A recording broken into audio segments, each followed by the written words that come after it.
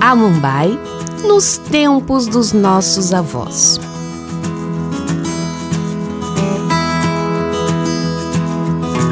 Matas com árvores imensas, campos de cerrado.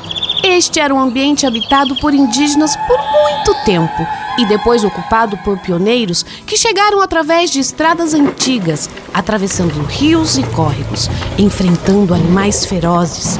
Chegavam em comitivas de carretas de bois com várias famílias. A Vila União foi crescendo aos poucos, com casas distantes umas das outras, casas estas construídas de madeira, cobertas de capim, sapé ou de tabuinhas de cedro ou ipê, onde se ouvia um cantar dos pássaros no amanhecer. A vila não tinha ruas planejadas, transitavam somente cavalos, carroças e carretas de bois.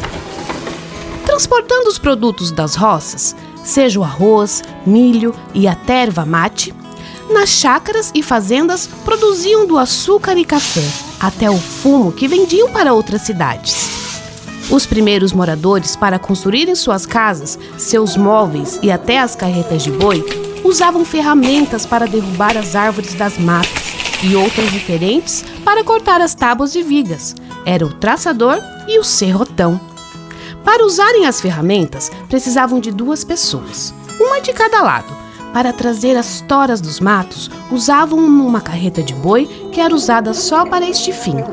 Era uma alça-prima. Quando a casa era coberta de tabuinha, cortavam as árvores em pequenas toras, de até 50 centímetros, e depois, com uma cunha de ferro, eram lascadas as tabuinhas. Os móveis eram rústicos, porém bonitos. Mesas, cadeiras, camas e guarda-louça eram os móveis básicos das casas. Usavam ferramentas como a plaina, a enxó, a puá e até uma ferramenta com nome de menino, Guilherme. Para os móveis, usavam o cedro. Para tirar madeira para construir as casas, usavam peroba rosa ou canafístula.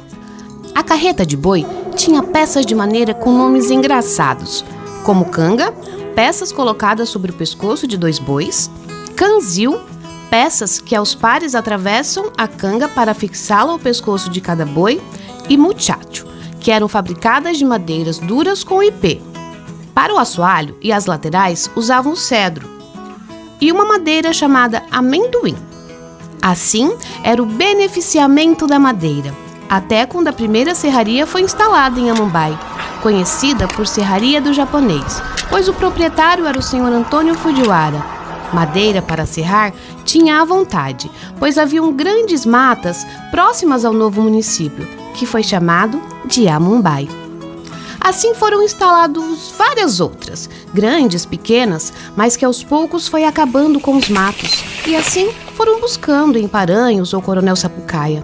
Muitas foram as serrarias, a do Duque, do Bruno Egídio, a Madama, dos Bonamigo, Vicentim. Para o consumo dos moradores de Amambai, vários pequenos comerciantes abriram mercados, que na época eram chamados de armazém ou bolichos, onde se vendia de tudo um pouco, do açúcar exposto em saco de 50 quilos, a farinha de mandioca e até ferramentas como martelo e serrotes. Havia na cidade Casa Machadinho, Casa Açu Mato Grosso, Casa Pinto Costa, Casa Amambai, a do Atílio Bataclim e até a Casa para Todos.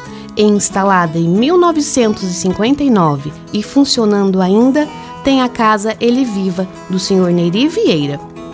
Casa Pimentel, Casa Machado, Bolicho Seco. Esse era o nome de alguns armazéns que eram instalados nas chácaras e fazendas, pela dificuldade de estradas e transporte, sendo distantes a média de 5 quilômetros de cada um.